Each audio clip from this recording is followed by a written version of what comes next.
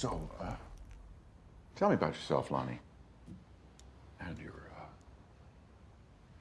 people. My people.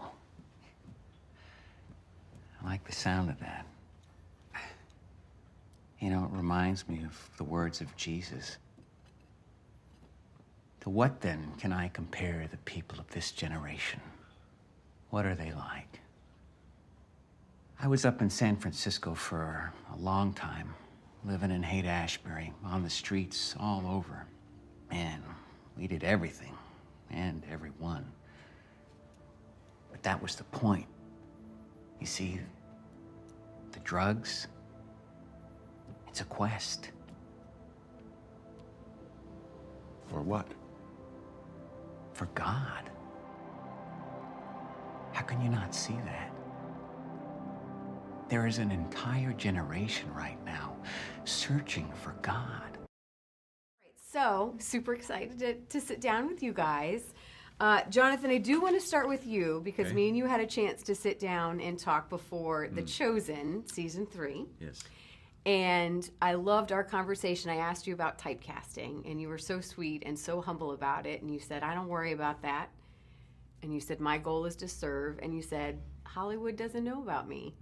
Well, here we are in the heart of Hollywood. Dang it. Pretty good showing last night for the premiere. So I just want to first get your thought on that. And it's pretty cool to see not only the name of Jesus on the marquee, but this film of this caliber, I think, going to theaters across the country. Yeah. Yeah, it's pretty extraordinary when you think about it for a traditional studio to put out a film like this. And I think that just speaks to their comfort and confidence in the film and what it represents and what it's saying and the uplifting message that I think it's going to give people and send to people.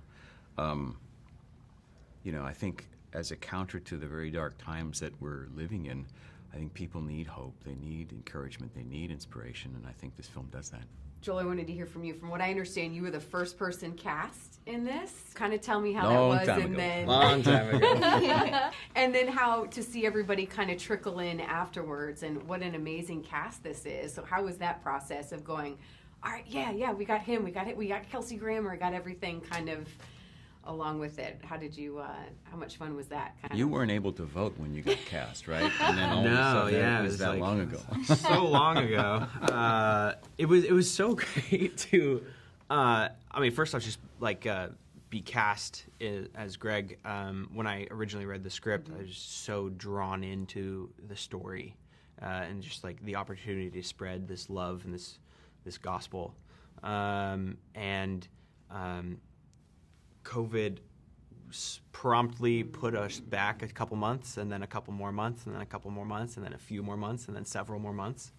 And once we kind of found our footing again, and the world, you know, kind of came back to a little bit of normalcy, and I was just praying, like, please let this film, like, you know, still have its legs underneath it. And I think the confidence that you were saying that the studio has in the film, the production companies have in the film, just they maintained the legs of the film, and it, you know, started to pick up traction again. And I heard of all these phenomenal people being cast, and I was so excited. And I just knew with every audition, knowing John Irwin, knowing Brent McCorkle, knowing John Gunn, Kevin Downs, like all of our directors and producers, like I knew they knew what they needed. And like it was very clear, and every single person in this film is so wildly talented. It's been an honor to be, you know, working with them. Just like I'm so proud of this film. I think this is my best work I've ever done, and I'm just like I'm so thankful to the people that, you know, pulled that out of me. So Yeah, thank you for casting me. yeah. It's interesting about timing, because I think a lot of times that's how the enemy works, where, you know, he can put in something and God says, you know what? No, we can still divert the plan. And I feel like timing is everything. And now more than ever, this movie is probably going to do and move more people today than maybe would have Absolutely. Please God. Quite. pre-COVID. Yeah. So Let's pray for that. talk about, I know you related to Kathy's kind of story, and I want to hear your reaction to that and what you loved about her story and what drew you to that. You know, I always play really mean villain characters, which is sad. But Kathy, when I read it, I was like, this reminds me of who I actually am. Because I'm not that, like, villain person. She has... Did you guys plan that? She is, like, very headstrong. So she has the ability where, like, maybe somebody could call her mean if she was just, like, saying what she thought. But I just loved the way she was written. It was a dream character. I begged my agent to keep checking in because I was so obsessed with it. I loved that it was a love story. I've never gotten to be in a love story before, and I got lucky enough to be with Joel, who's like the best, and we get along so well. And I think also, just while I'm talking about that, Joel has a beautiful wife, Mia, and I had recently just met someone and fallen in love. I think we both really knew what those feelings of like real love felt like. Talk about timing. And, yeah. And I watch it on the screen and I go like, it's so believable. And I think it's because we get along so well. We have great chemistry, but we also just know those like feelings. So anyways, amazing experience. I loved every second of it, and I'm really, really proud of it too.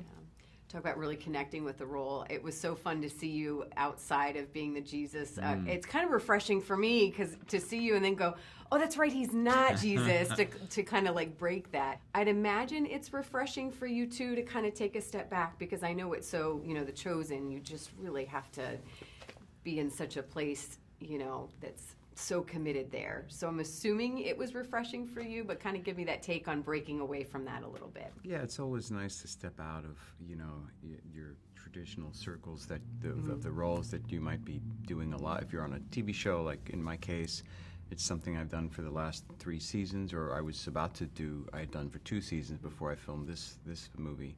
And then right after I finished this, I went into season 3, but Jesus is a role that I've been sort of living with for many years with The Chosen, and then even prior to The Chosen. So any chance I get to stretch or to,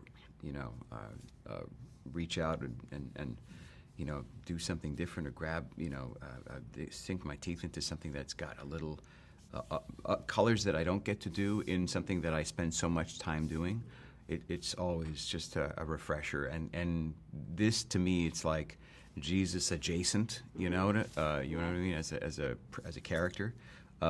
So it wasn't too far, so I could still draw from the same sort of pool of inspiration and spiritual, wellspring of ideas and thoughts and concepts for the character of Lonnie as well. And then just go a little further with his humanity, which I don't get to do with Jesus. This thing that we found, I feel like I belong. You're gonna need a bigger church.